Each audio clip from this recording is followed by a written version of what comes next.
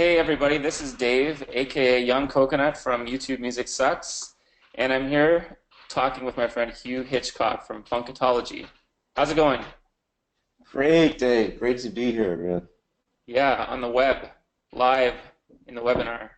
Yeah. Seems to be All right. working. It's live.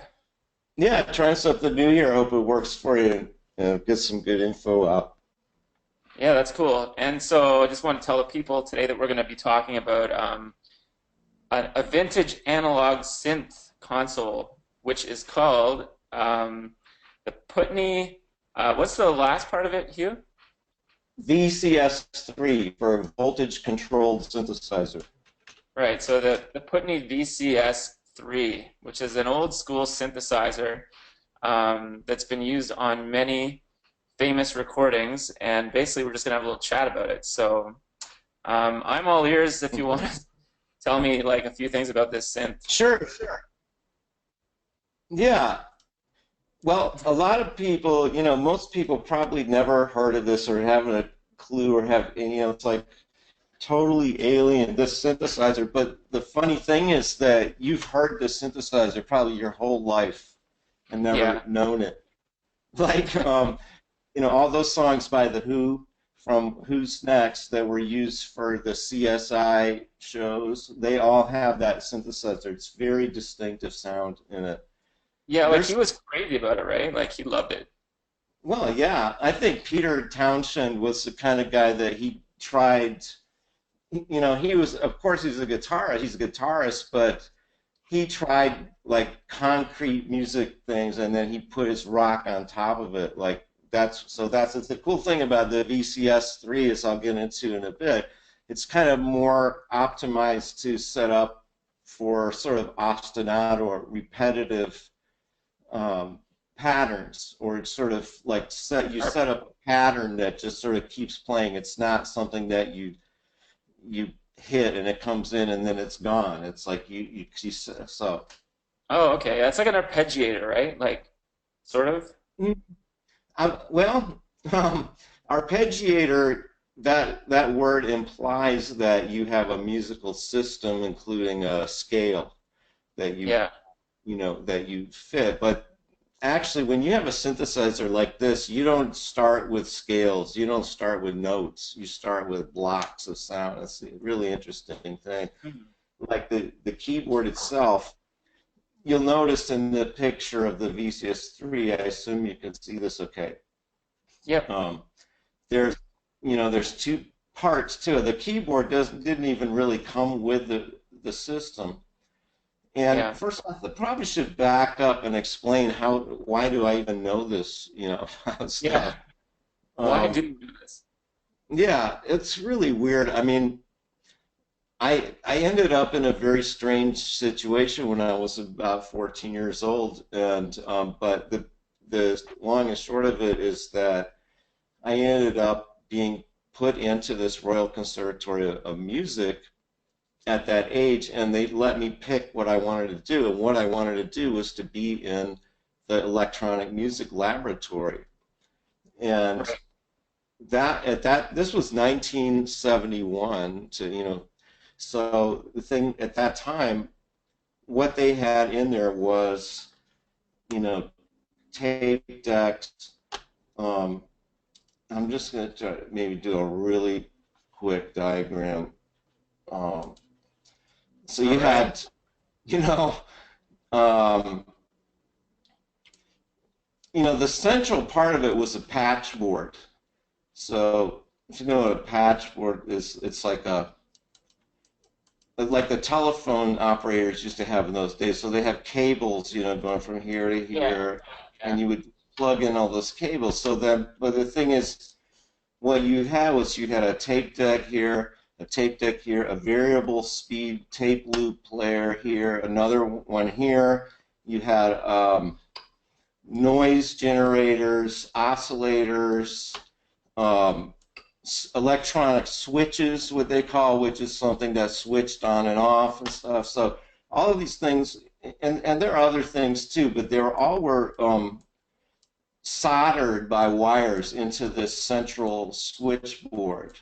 that was like a telephone switchboard, so that you had all these different components, which were, I mean, the idea of digital didn't even exist in those days. So you would have all these cables and you plug everything in, and then on top of that, you have this desk that you worked on, which had a tape splicing block on it. So you would create all these stuff and then splice your tapes together with razor blades and tape.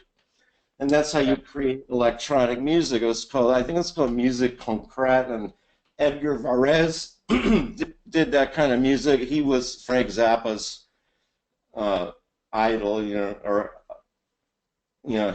Frank Zappa just crazy about Edgar Varese. He wrote about him on every album. And so this is what they started out with, and I don't really label or draw it very well. But to bring that into the mix, and they allocated money to buy 2 of these Putney VCS 3 synthesizers, and they had 1 keyboard and 2 of the little synthesizers here. When I started in there, I was one of about 10 people that were doing this at the time in that whole place. And this is, the conservatory looks like it's a little more geared toward young people coming up nowadays. So at that time, it was definitely a really stuffy academic environment. Not to mean that it wasn't awesome, because it was, but the guy that was teaching me was easily 65 years old, and he taught me about sound synthesis. And I'm so glad, Dave, let me tell you something, I'm so glad that I learned on the Putney VCS 3 instead of starting with the mini mode. Yeah. Because I did get a mini mode later. I learned on the VCS 3, and then about a year later, I wasn't able to get my own VCS 3, but I did get my hands on a mini mode. I would actually probably would have preferred to have a VCS 3, but there's a huge difference because the mini mode is completely programmed to be a playable synthesizer. It's tuned to notes. The keyboard is continually connected, and the keyboard is continually connected to an envelope generator on the amplitude and on the filter. So I mean, what that means translated to English, what that means is when you hit the key, the note sounds, and when you take your finger off the key, the note goes away on a mini mode. On the VCS 3, that was not the case. It's like you would set up, you set up a continual sound, and the keyboard was just another input of control voltage. It wasn't necessarily set up to, like, you hit it, you can play a little melody and stuff, not in the slightest. Okay. You didn't need the keyboard, right? You're saying? Well, no, but I mean, you would set up the VCS 3. So the VCS 3 came with a matrix like this on it, which basically was probably not do a really good job of this, but it was just like a piece of graph paper across. Sorry about the crooked lines. Yeah, I'm doing my best here.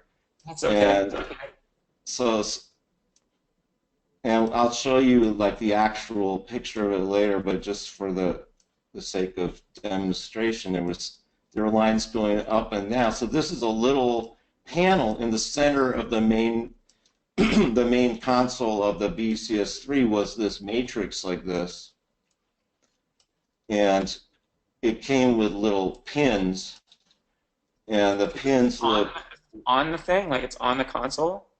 Yeah, and the pins look like this. They were a little white plastic thing with a metal pin coming out of the bottom, and you stick the pin into the matrix where you want to go, like this.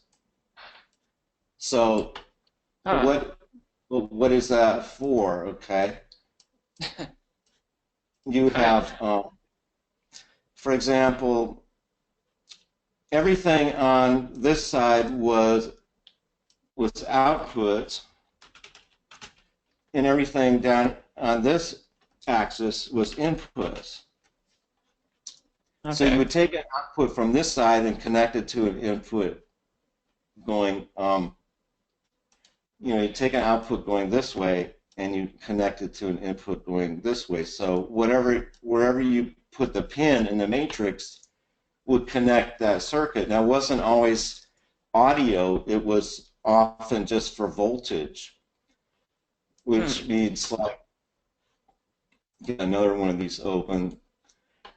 Now this is a really cool thing, and I'm really so glad, and I hope you find this interesting. I'm really, really, really thrilled that you're interested at all in learning about this because this is such a fascinating thing. It's not Yeah. talked about very much because they made everything so easy.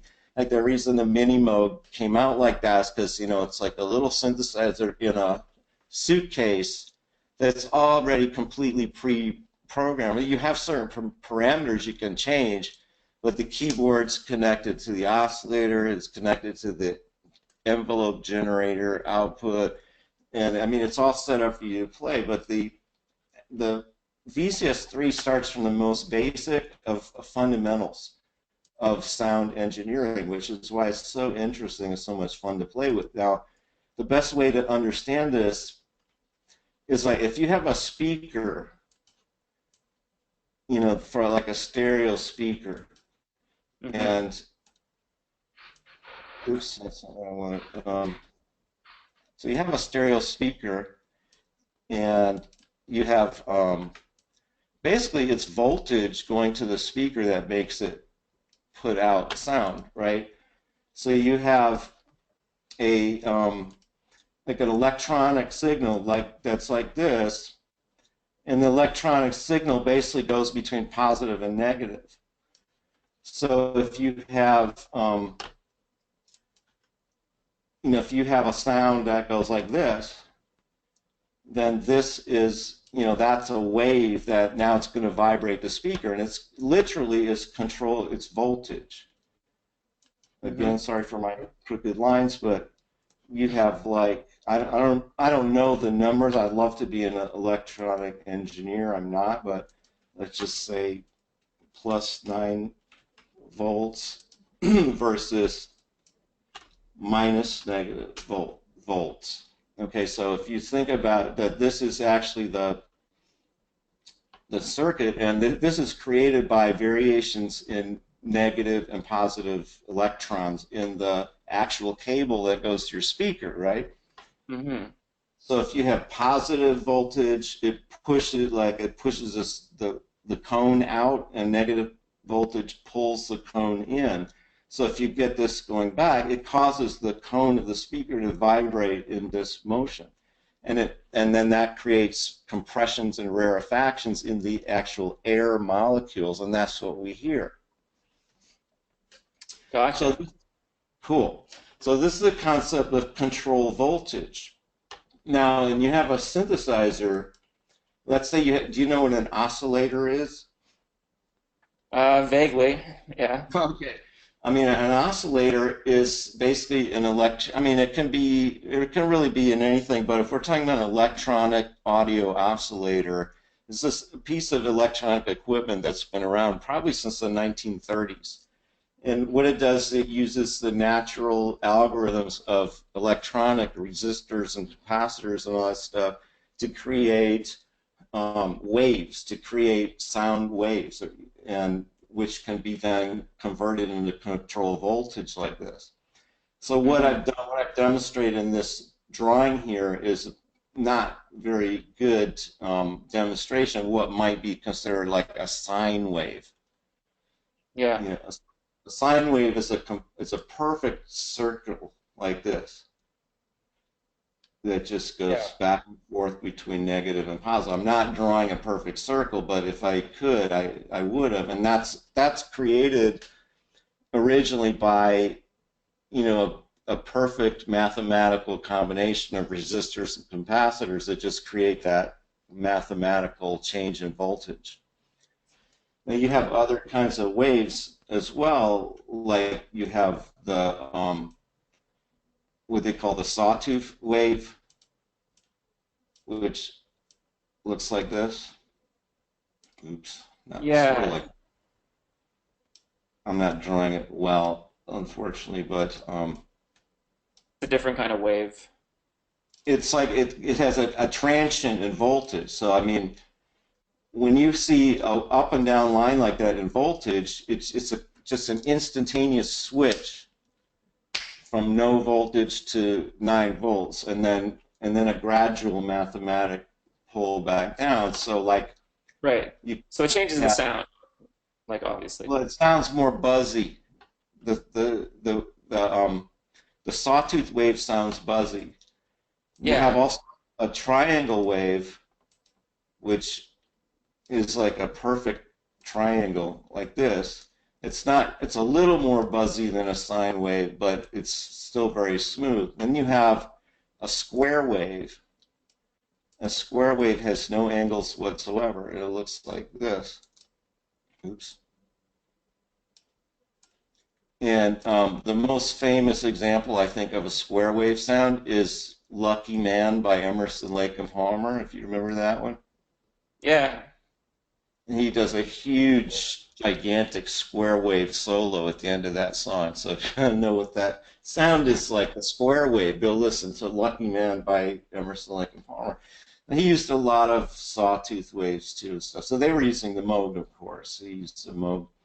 So Right. here's the idea, again, control voltage.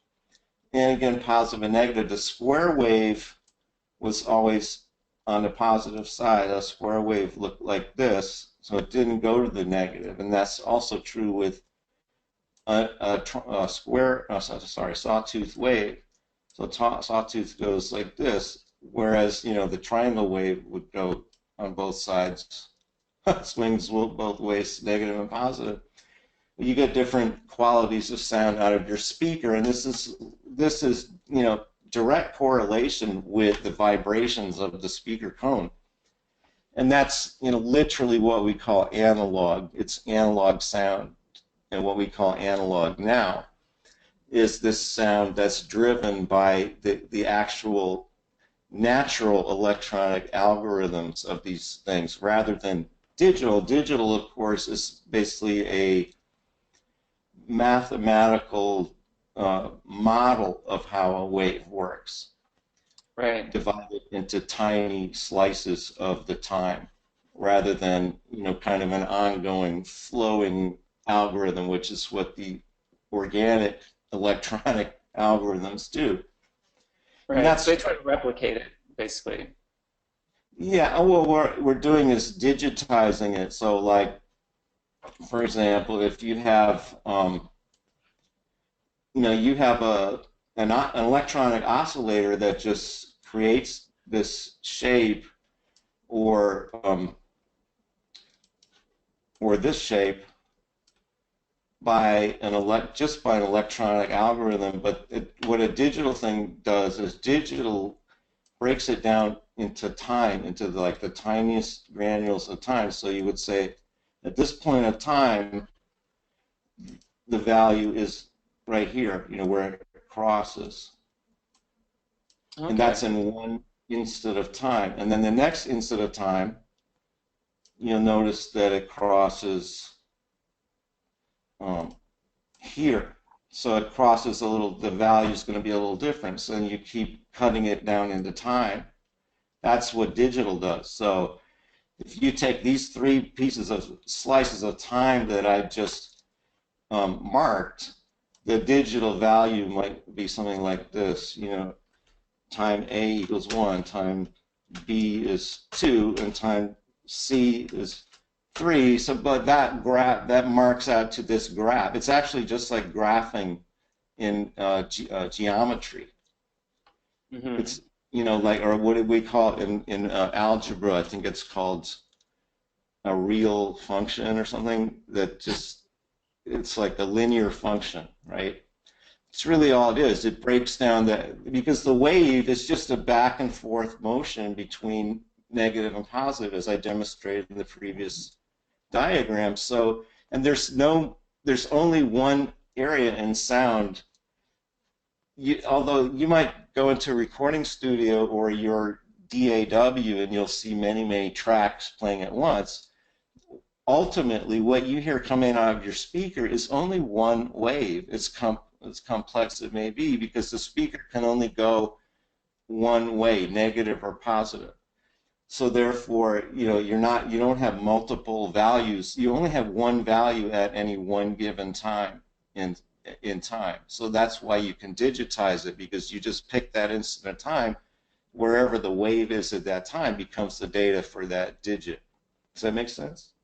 Yeah, yeah. Kind of percolating in my brain there. I'm kind of trying to conceptualize Yeah, it. yeah. Believe me, man, it takes time to wrap your brain around this stuff. It's something you kind of meditate on, and it starts to reveal itself. Yeah, it's neat.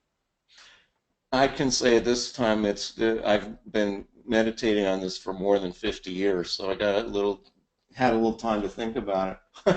Yeah, yeah. You need to be able to. You're thinking about it like you're trying to think about it accurately, whereas I guess a lot of people they don't have any concept of what this is, right? They're just here, you Yeah, know. I mean, there's kind of I think, not to toot my own horn, but I think I have a particular advantage that I have left brain and right brain in this, because I am an emotional musical producer, but I also have a lot of technical information. Yeah, That's which is just me. cool to have them all like going at once, right? Oh yeah. I mean, Fire it's sometimes all hard. I wish that every day had like 96 hours I could handle it all. yeah, so time is somewhat limited. Yeah. So back to this. So the idea is like, if you have an oscillator, so let's say down here you've got an oscillator, like oscillator one is going to be this one, like oscillator one, voltage in, and then you have oscillator oscillator two, voltage out. So you can then feed the voltage from one oscillator into the control of another oscillator. And that's exactly what you hear. I mean, every time you hear a synthesizer that has a vibrato, like a, like down, Yeah. down, down, down, something like that, all you're hearing is another oscillator controlling the voltage of the first of the audio oscillator that you're hearing. And Hmm. that second oscillator is just very low. It's like, no, it's like maybe a sine wave or a triangle wave, and it's causing the frequency of the other oscillator to vary according to the first oscillator's voltage output. Yeah. That's why we love analog synthesizers, because they have this really organic connection to the electronics, whereas the digital stuff is all about mathematical modeling of that wave, rather than the actual wave itself. Yeah. Yeah. I guess it depends on what your purpose is, right? Like as a musician, Well, what you're trying to they're accomplish. getting yeah, I think they're getting to the point where it's they're doing it, they're doing it quite well. But I mean, like, I got a chord karma a while back, and the vibrato just sucks. Or even the pitch bend. When you try to do the pitch bend, you can actually hear the the increments of the pitch change in between. No, down. You hear that. You hear like the. You hear the actual increments of the sound. Whereas if you have an analog synth, you don't hear any of that. You just hear the. And you just hear the feel of it. Yeah. Well, yeah. There's no substitute for like the real deal, right? Absolutely not. But like I said, I think some of the synths are getting to the, but there really is nothing like an analog synth for, I cite people like Jan Hammer, one of the most amazing mini Moog artists ever, from the Mahavishnu Orchestra. He wrote the Miami Vice theme song. Yeah. Amazing, amazing uh, synthesis. So that's kind of, I mean, he would actually write disclaimers on his album. He would say, "There is no electric guitar on this album," because Yeah. he learned to play the mini moog so organically that it actually sounded like a guitar. Yeah, and people don't even really they don't their ears aren't fine tuned to like necessarily just differentiate, right? You know? It just, yeah, musicians probably are the ones, you know. I think Hmm. most regular folks can sort of tell if it's one of those organs, you know, it's like one of, you know, one of those, looks like, sounds like an organ. Yeah. Um, you know, but I mean, the technical knowledge is, we don't expect our audience to have the technical knowledge, so it's, we just sort of hit them in the heart, you know, with it, whatever it Yeah. is. Just as a side note, we were listening to you know the song My Little Runaway? It's like an old 60s song. Really? Um, and it's Dion's? got do you know what I'm talking about? Yeah, Runaway. It's got a Farfisa in it.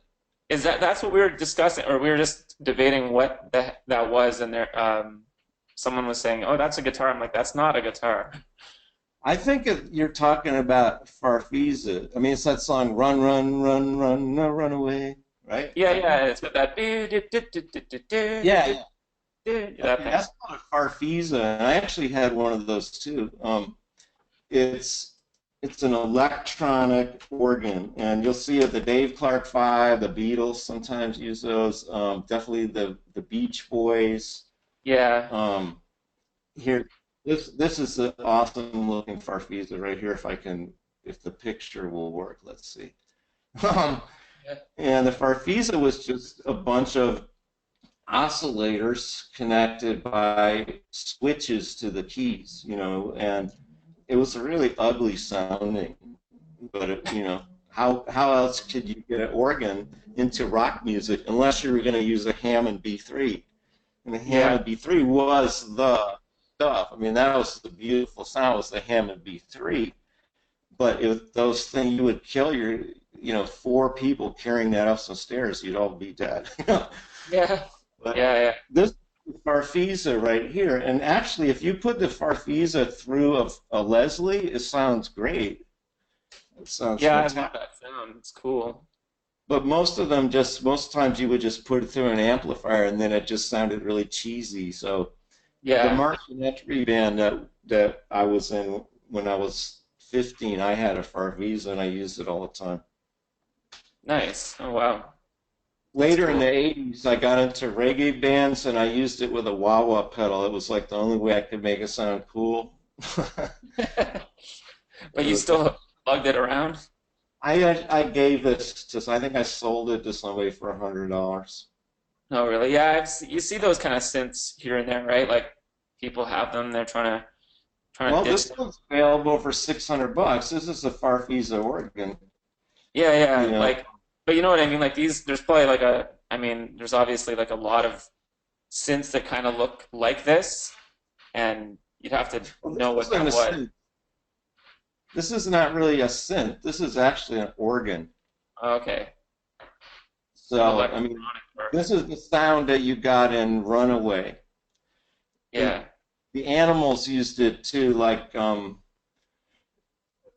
what's that one about? You know, "Yeah, my daddy he dead and dying. There's the one thing I I don't. know for sure. We got to get out of this place." That's what it's called. I used it for Farfisa. Okay. We got to get Um, out of this place by the Animals. how about the zombies? They use that kind of thing too, or? I think so. I think they were more of a guitar band. Well, I know the Uh, one guy in the zombies, Rod Argent. Argent. oh He's man, Argent was cool. They had a B3. yeah, yeah. He was in the zombies though, wasn't he? I don't know. Or maybe I'm taking something I else. don't know. I wish I knew a lot more than I No, knew. no, he must. Yeah, he was. Anyway, but yeah, yeah. But if you That's wanted to get a Putney VCS3, you're going to have to spend at least $10,000 now. You'll see here in eBay. But the cool thing, I did find out that there is an electronic, you know, a software version of something similar to this. It's for about $200 you can get it. yeah. Um, So I guess they moved on to this Synthie A from the VCS, because that's all. As a matter, it's a very delicate system, the Putney. I mean, it could break easily. I remember when I was in the conservatory, at least once a week there was an electronics guy in there soldering something on the VCS3. Oh, really? Just break, yeah, it's breaking down all the time. Um, I was gonna see just real quick, like I don't want to, go too far, wear out my welcome here, but just to give our listeners, some idea of the sound that we've been talking about. Um, Yeah. you got to hear this song. So let me just find the song. It's called. Let me go to YouTube because it's there, Are you and gonna? then you'll know instantly. You guys, like, what's he talking about? You'll know instantly when you hear the song. And now you guys know what I like to watch on YouTube. um, okay, so we'll just play the very beginning, so you'll know this is the sound that we've been talking about, that you've heard for all your life, but never really knew that it was all about voltage control.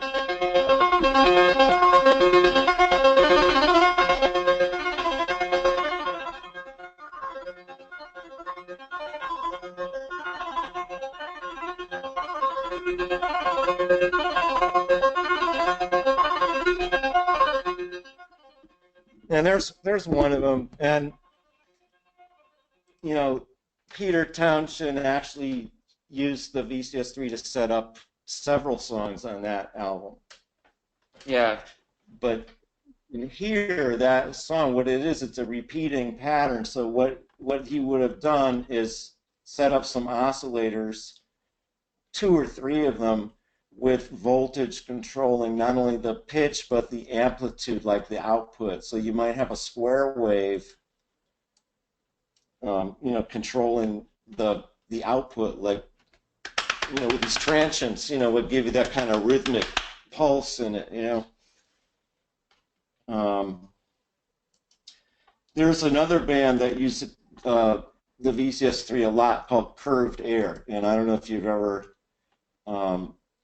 I'm not really familiar with them, heard no. of Curved Air. They were not really that huge, but during the 70s they were pretty big. I guess they've had a resurgence recently as well, which is interesting. But here's another example of how the VCS3 was used as an intro. It's really great for intros to songs.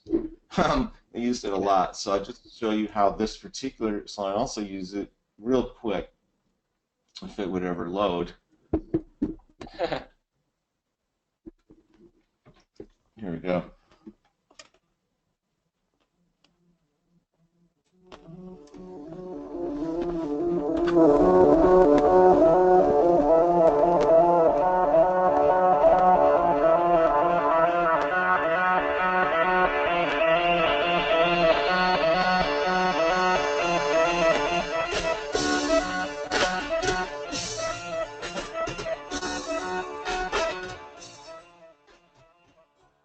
There you go. Huh. So you see, it's kind of great that you can sort of set up this sort of repeating pattern and then put a rock band on top of it. It's a great way to do music. So do you think that, like, here's a question. Do you think that I guess these guys, they have their song and then they're like, you know what would be great for this song is that thing?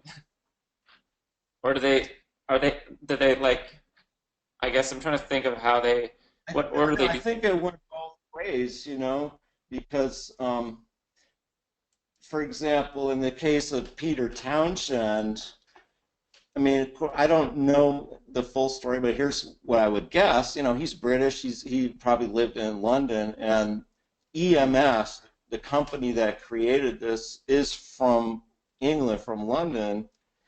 Right. And Peter Townshend, of course, was a very, very experimental rock musician. If you're familiar with Tommy and all the stuff that he really pushed Yeah. the envelope of rock. So this Yeah. is a guy who would definitely be, this is like the perfect guy to, hey, let's give him this synthesizer, see what he can do with it. Or he would be like, hey, let me try that new synthesizer and see what I can do with it. and then he would be playing around in his own studio and set up these, like, for example, the Bob O'Reilly intro. I mean, once you plug in those pins into the matrix board, and here's the matrix board. It's kind of hard to see there, but and you just set up these patterns that start repeating themselves. Then you can start saying, "Hey, I hear a rhythm in there," you know. Yeah. I hear Well, a rhythm, and wow, what if I put a beat on that, you know? well, they have like, I mean, they probably had that, they have like dun dun dun, and then they're like, they have to get that thing in the key of that, right? I guess. Like they'd have their guitar riff, and then Personally, I think it went the other way.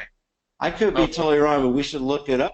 But I think what had happened though is that he was putting pins in this thing and tweaking it until he got that rhythmic thing, and he said, "Wow, listen to that, man! I hear all kinds of horizons coming from that rhythm." And then yeah, he yeah, just playing a like, bang, down, down on top of it. Said, "Man, that thing rocks. Let's bring in a beat," you know. yeah, yeah, yeah. That's true. It could have been either way, I guess, right? It could Like have been either way, Dave. Who knows? But I'm sure the story's out there somewhere. You could find it, you know. yeah, because the other thing too about the Who is like that thing came in on that album, but before that they didn't like. It wasn't like they were just testing it out on songs here and there. It just came in on that album, like it was the thing, right? That's right. It came on that album because they just invented it in Right, 1970, which was the album came in 71. But there had been other synthesizers before that. right. This was kind of a unique synthesizer though because it was so compact, but so powerful. I mean, if you've heard of certain other synthesizers, like for example the Buchla synthesizer. Hmm. Have you ever heard of the Buchla? It was up in Columbia University, and No. Morton Morton Sabatnik was the guy who did some amazing stuff. But the Buchla took up like an entire huge room. It was gigantic, Okay. you know. No, So, what is this I mean, thing? it was like a whole wall. Pardon It's like me? an old giant, like an old computer, like the way that computers like used to fill up a whole room.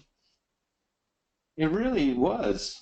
And that's why, you know, the first diagram that I made for you, I didn't draw it very well, but the idea was to show you how these rooms work. 'Cause this is like a whole room just full of these things wired together, and that's what synthesizers came from. And Yeah, the yeah. Buchla was one of the first, I think, self-contained synthesizer, but it was gigantic. I don't even know if this is that's not even current. I mean, it was way bigger than that. It was. I think this is closer to what it looked. Yeah, that's gonna be it. You see this? Um, I'm seeing like the little thumbnails. I can't see the full thing yet. There we go. Okay. Okay. That's to go to webinar. Yeah, I think this is closer to what the Buchla looked like. It's just like a huge room full of stuff.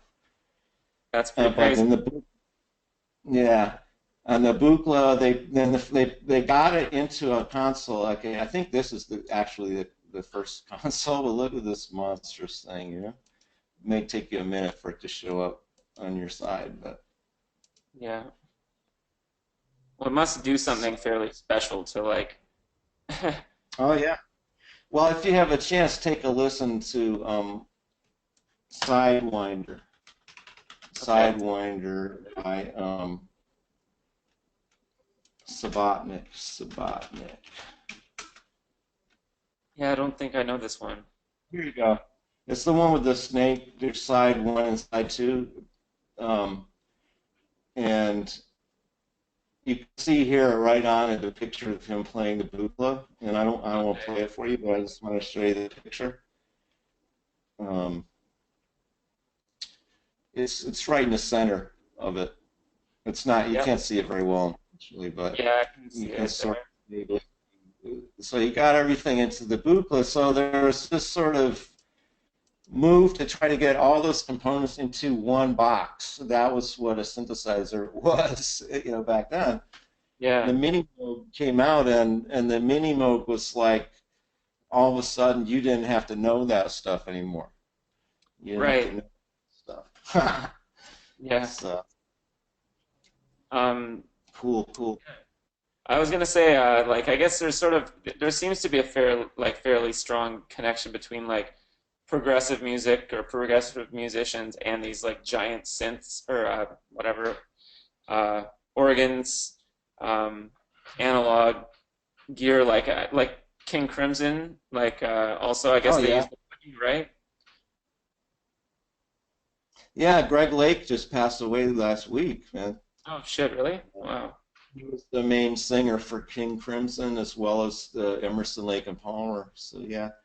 Yeah. But especially, Emerson, Lake, and Palmer, he had a huge Moog.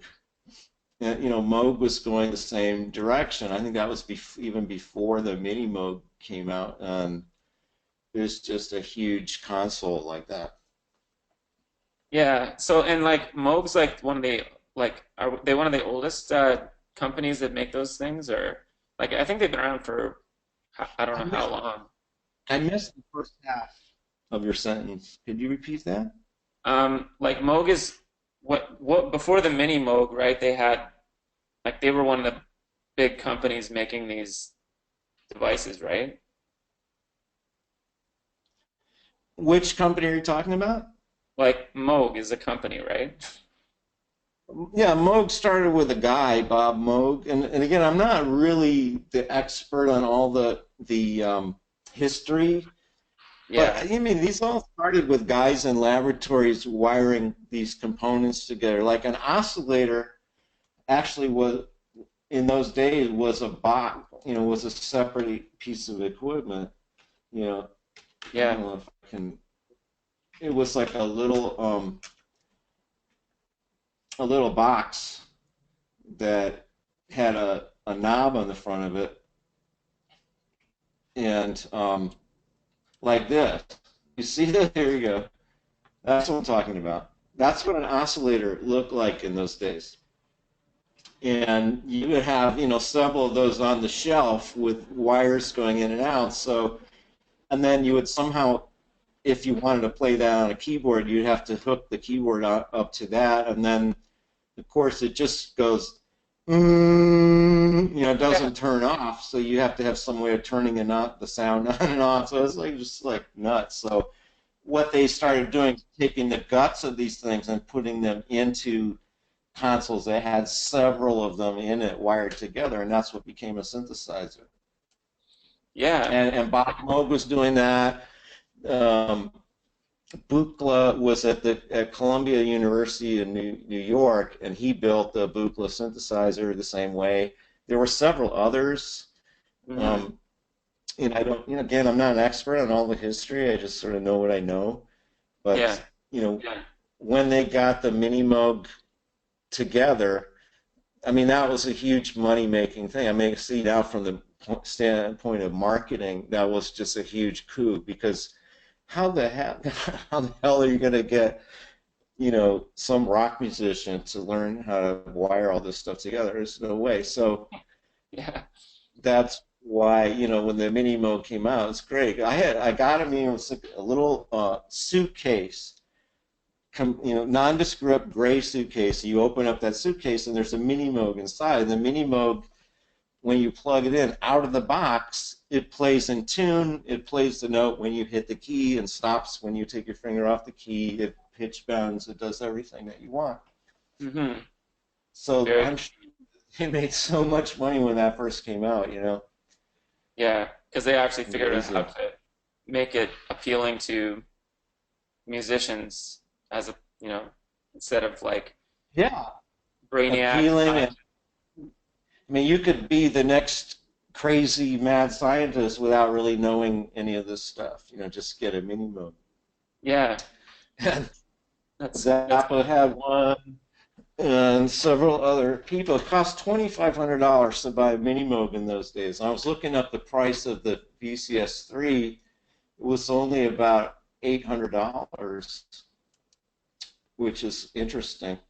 Oh, Of back in the course, day. money back in the day, yeah. Of course, money was worth about 10 times as much as it is Yeah. now. That's like $10,000 essentially. Maybe. I don't know. It's hard to say. Trying to You have calculate. to really do at least a few $1,000, you're putting in for Yeah. $800 then. It's at least a few $1,000 now. So the Putney company didn't. Here's another question that you may or may not know the answer to, but so they didn't make like this company didn't make like toasters, and then they came up with this like you know. Good question. I don't know. Peter Zinoviev is Okay, is there's the the guy. guy. Um, And sometimes people have these really odd backgrounds, right, where they're doing something completely different, then they like kind of invent something in a different realm that. that does happen. I'm these guys. He's a British engineer and inventor. Um, what else did he do? He says, and for inventing that synthesizer.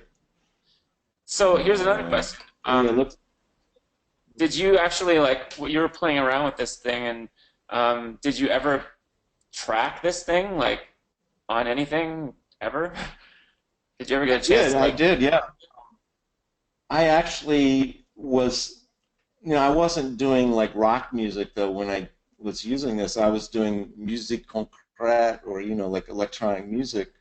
Yeah. Um, and I actually did get one of my pieces performed at the whatever their little um, concert was for the conservatory and the electronic music people. So I did, my piece was put out there and they loved it. Unfortunately, I no longer have that because it was age 14 and I was carrying tapes around and life was very, very turbulent and somehow I got separated from those tapes, unfortunately.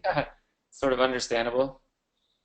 Uh-huh. Um, I still hear it and I wish I could play it for you. This is really funny. It was called Honk because the way that the EMS is set up, it also has a joystick.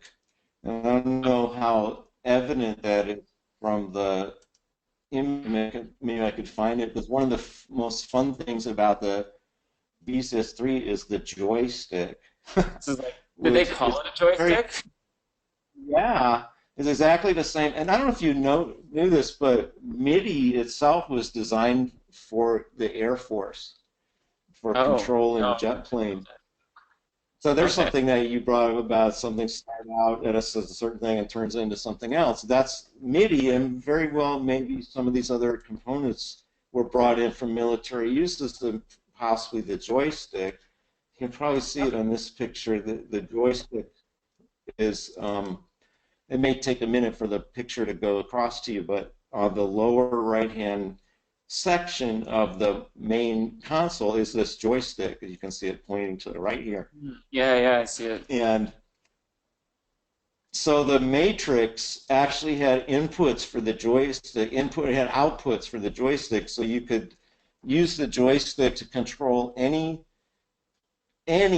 on that machine. So you could, and not just in one direction. So you could, like, if you move the joystick to the left, it could bring up the volume of oscillator 2. If you move it to the right, it would bring oscillator 2 down and bring up oscillator 3. If you move it up forward, it would bring the volume up of oscillator 2, and so on and so forth. You could just do whatever you want. So just by moving that joystick around, you could get the most ridiculously crazy things happening. Okay. That you would just by putting the pins in the different places.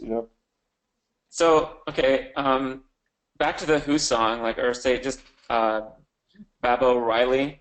Uh-huh.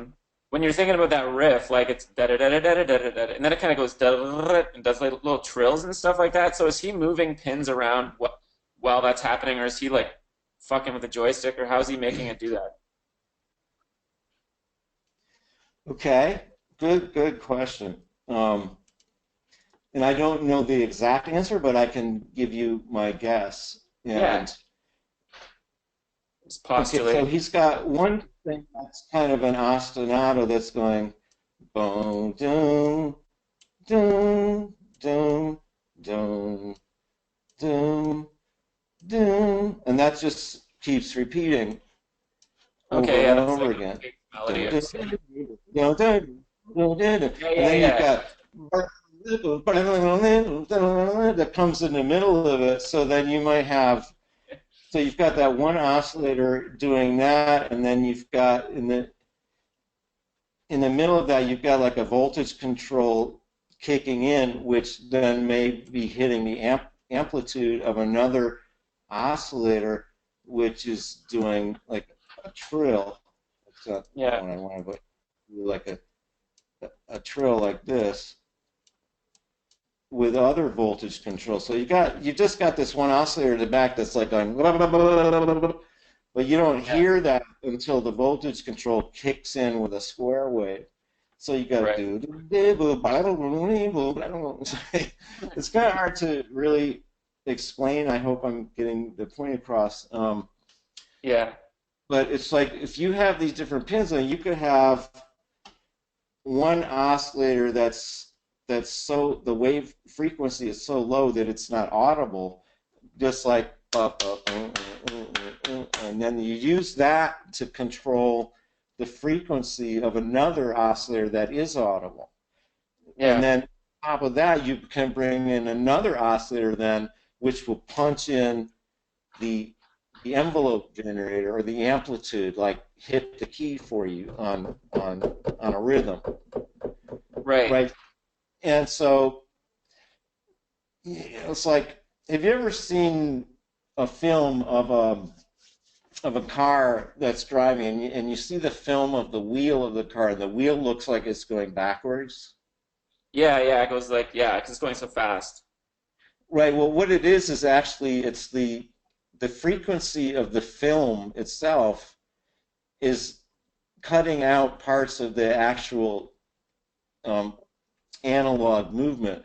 And so what you're getting is a series of intercut frames that actually give you the optical illusion that the wheel is going back, is turning counterclockwise, when in fact it's going clockwise. So that doesn't happen in reality. I'm afraid not, Dave. I never thought about that. I don't look at too many like squealing tires as they're like people are Right. tearing. No, but that's the example of like one frequency beating against another frequency. Yeah, yeah. I get it. So like, The kind of thing that you can set up with oscillators against each other. but I'm wondering is the when with that riff or whatever, is there an element of randomizing going on, or is it all like he knows exactly what's happening? No, it's There's, randomized. Yeah, I mean, the thing is, you have to tweak it until it gets regulated, and then sometimes it gets off the track again. so he's kind of getting a little bit of a kick out of the fact that he doesn't exactly know what it's gonna do. Exactly. So he's probably spent a lot of hours until he came up with that final pattern that you hear on the Yeah, record. But then he yeah, got it like so. It's like, guys, you got to hear this, and then he could like bring everyone into the room, and it's just sitting there playing all by itself, and it's not going to stop. And so they go out of the room, and it's still playing in there. That's yeah. how the VCS 3 works. I wonder if he had to like do any convincing of like I guess they came from like a sort of a psychedelic background, so probably not, but I'm just thinking about like having to convince the rest of your band that this is actually going to sound cool as like the intro to the album and like well it's not it's through the album but it's like featured on the album, like do you think like Roger was like I don't know about this thing like what the fuck it's like, you know what I mean? That's a good question, and it's definitely grounds for research. One can only guess at those things. My personal view would be that I think they probably loved it, but who Yeah. knows? You never know, man. Stuff can Yeah. get bands. Yeah, and it's interesting too because it's like it's such a rock like album, but that's such a an electronic sort of thing, you know? Yeah. Well, I remember being extremely stoned at a party, hearing that album, the whole album for the first time. Yeah. And I was just laid back in the couch listening to that thing. And I was, oh my God, what Yeah. amazing music, you know? Yeah, yeah. It just sounds like otherworldly, right? It And is the whole album. Every single song in that album is just amazing. And now, how many years later? Okay, we've heard it a million times, but imagine hearing it the very first time. yeah, and I guess compared to like, I mean, it's if that thing is on a lot of the tracks, like it, that thing on Don't Be Fooled Again, is that this that do do do do do like that? That's it. Yeah, that's it. The Yeah, yeah. whole thing is the VCS3, man. But it's a simpler pattern, so I guess if they like, you know what I mean? It sounds You hear simpler what anyway. that is? It's a square wave that's modulating the filter frequency Yeah, with a couple of other modulations because it just keeps going bang, bang, bang, bang, bang, bang, bang, bang, yeah, and then you can hear the timbre of it change, and boom, boom, bang, bang, bang, bang, boom, boom, boom, boom, boom, come back down again. yeah. That's the No, that's an VCS. awesome. I just thought of it. I'm like, oh shit, that means that that thing is like it's all over the place, you know, like they used it Mm-hmm. extensively. But I wasn't, I you know, wanted to find that one. What's the name of that song, too? uh, won't get fooled again or something, or Right. don't. But you know what I'm talking about? Won't get fooled again. Yeah, there we Exactly. go. So we should play that a little bit for our listeners so they know what we're talking about, just to be sure. Yeah, 'Cause sounds less insane when you're just sort of singing it to yourself. yeah, yeah, I don't want to sound crazy, man. Listen.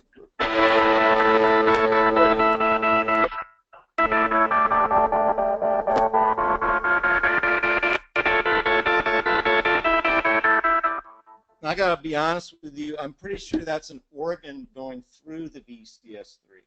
Right, because it's got chords, right?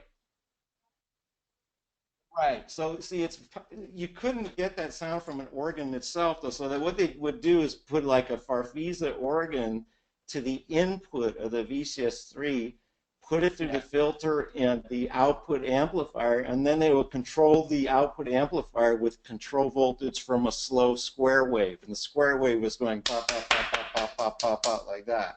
Yeah, yeah. And then there's some bands, I'm just thinking about bands like Yes, where like I don't recall hearing like aren't they the like when you think of Yes, you think of like these kind of like instruments, right? But I don't think they used this one, did they?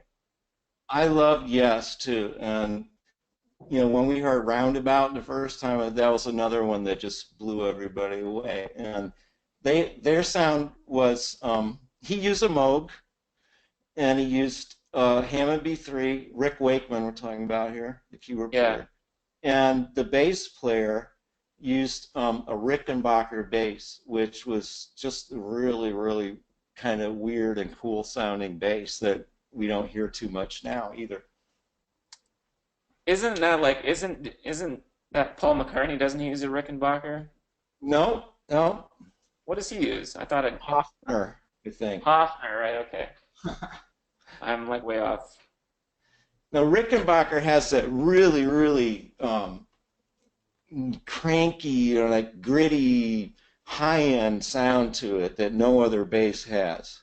If you hear the beginning of Yes Roundabout, Yeah. you'll know what I'm talking about. I don't know if you want to hear about it as well. So we're We're on going the through it. You yeah, can we hear what internet that. access.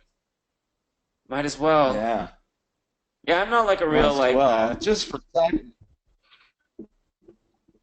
yeah, I guess it's like I'm not too technically inclined, I guess you could say like here we go. uh-huh.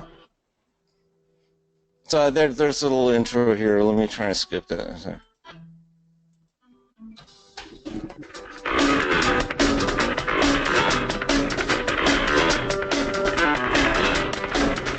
So you hear that really gritty bass sound? Yeah. Yep. So that's the Rickenbacker. Yep, that's awesome. Hmm. Yeah, so Um that really set them apart, that they took that sound and just stuck it out there. yeah, and yeah, they're very progressive, right? They're like when people think about progressive bands, they think about Yes. Mm-hmm. They think about. I guess the Who is like I don't know if they're considered progressive rock, but I guess they are, like in a lot of ways. Um, I think any band that's sort of like Yeah, I like to remember. fairly like the psychedelic thing, like psychedelic usually is associated with progressive in some way because your mind is just like freaking out and you're kind of just trying all sorts of crazy Yeah, shit, the right? flower power. Yeah. I don't know if those people are as intentionally progressive though, just by being like super high. No, I mean, being high doesn't make you progressive. I mean, it helps you if you already are, I think. Yeah, yeah, I think so. Sure. I mean, having grown up during that time period, like everybody was experimenting with Yeah. that. So now we have to grow up and making everything legal, so that's cool. It's all So becoming I'm trying legal. to find what the first song. I'm sorry, what? No, nothing. I don't know. I'm I just missed. blathering here. I was just trying to find out what their first song was, as I don't remember, but I know it was something that we heard on the radio. My The Who? Generation, maybe talking about my generation. That might have been the first one that we heard from the Who. I don't know. I thought they like it could be. I don't know. I don't actually know what all their because I know they had like a huge career before like Who's Next came out. They had like I had like Definitely, they were on the radio, a lot. can't explain Well, like I'm just Tommy, the Pinball Wizard, man, Pinball Wizard was probably their biggest hit. yeah, that's quite the song as well. It's amazing, and I Yeah, have they, the whole Tommy album. yeah, like I've like And different then times who's next? had their greatest hits and stuff. Mm-hmm. Yeah, and I mean Yeah, but I mean, they had already done Tommy before they came out with Who's Next. So I mean, Who's Next was like, wow, are you kidding? After all that, and now you're blowing us away with this? Wow, you know, yeah, it's amazing. I guess there's a reason, and then they're still like around, right? I mean they I heard something about were peer attention. Have to look it up because I'm not really on top of it. yeah, yeah. Well, I think I've kind of reached everything that I wanted to share today. Is there something else you'd like me to go over? Um, I don't know. I think we've done a pretty like fair exploration of that Yeah. Putney as well as a lot of other cool stuff. Mm-hmm. So, I mean, I think we could probably, this might end up being like something of a series if we want to take it in that direction at some point and just talk about like things like this. But that's something we can discuss off the air. Yeah, absolutely. I think that'd be great. Yeah, because it's just like I get a real kick out of talking about this stuff, and it's interesting. It'll Mm-hmm. give me a chance to go back and like re-listen to some stuff that I thought I knew pretty well, but there's always another angle Cool. to check out. So yeah, I for sure, know. It's pretty every good. time you hear yeah, there's something else. Yep. Yeah, it's true, for sure. All right, so you All want to right. wrap it up there, maybe? Sure. Okay. Well, I'm all good. So if you want to bid your listeners a farewell, and thank you very much for having me on. I mean, really, I love to share the knowledge that I have. So, if it's good for you and others, then it's just win-win. Yeah, for sure. Thanks so much. No problem. I'm sure I'll be back at some point to pick your brain on some other topics. Absolutely. Anytime, man. All right, cool. Dave, thank you. Thank you, Hugh. Thanks to anybody who happened to check out this video, and we'll catch you all later. See ya. Okay. Thanks. Bye.